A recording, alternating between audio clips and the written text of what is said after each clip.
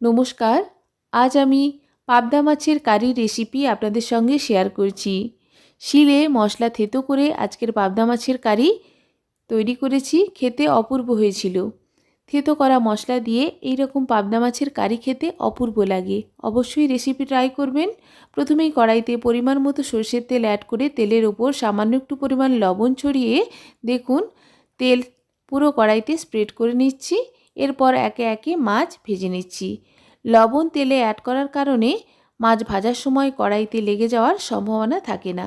একে একে মাছ ভেজে নিচ্ছি। অপরদিকে শিলে মশলা রেডি করে নিয়েছি। মাছ ভাজা হয়ে গেছে, প্লেটে তুলে নিয়ে আবারও মাছ ভাজতে কড়াইতে দিয়ে দিয়েছি। অপরদিকে থেতো করে নিয়েছি সমস্ত মশলা।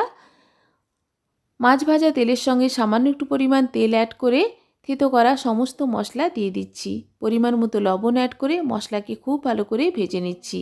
এখানে আমি একটা মিডিয়াম সাইজের পেঁয়াজ, 4-5টা গোটা রসুন, 1 ইঞ্চি মতো আদা, একটা শুকনো লঙ্কা থেতো করে অ্যাড করেছি। থেতো করা মশলাকে লবণ অ্যাড করে খুব ভালো করে ভেজে নিয়েছি। দিয়ে দিচ্ছি বাড়িতে তৈরি করে রাখা ধনে ও জিরের গুঁড়োর পেস্ট, 1 চামচ মতো ব্যবহার করেছি। দিয়ে দিচ্ছি পরিমাণ মতো হলুদ, গোলা জল। হলুদ একটু জলে গুলে আমি অ্যাড করেছি। যেহেতু গুঁড়ো মশলা ব্যবহার করেছি, জল দিয়ে মশলাকে ভালো করে কষিয়ে নেওয়ার পর টমেটো দিয়ে দিচ্ছি। টমেটোকেও ভালো করে ভেজে নিয়েছি। দেখুন টমেটো সফট হয়ে গেছে যেহেতু লবণ অ্যাড করা আছে। এরপর আমি জল অ্যাড করছি। মশলাকে খুব ভালো করে কষিয়ে নিয়ে 1 বাটি মতো জল দিয়ে ভালো করে মিক্সড করে মিনিট 2 ফুটিয়ে নেওয়ার পর মাছ দিয়ে দেব। দেখুন একে একে মাছ অ্যাড করে দিচ্ছি। মাছ দেওয়ার পর বেশি ফোটাবো না, কয়েক সেকেন্ড ফুটিয়ে নেব।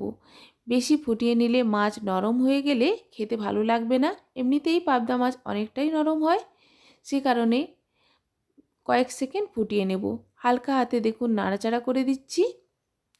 এরপর দিয়ে দেব 2টো কাঁচা লঙ্কা ও উপর থেকে ছড়িয়ে দেব ফ্রেশ ধনেপাতা। ভালো করে মিক্সড করে দিলেই একেবারে সার্ভ করার জন্য রেডি পাবদা মাছের কারি। খেতে অপূর্ব হয়েছিল।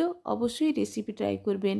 গরম গরম সাদা ভাতের সঙ্গে আমি এরকম পাবদা মাছের কারি সার্ভ করব। আমার রেসিপি রেডি। ধন্যবাদ।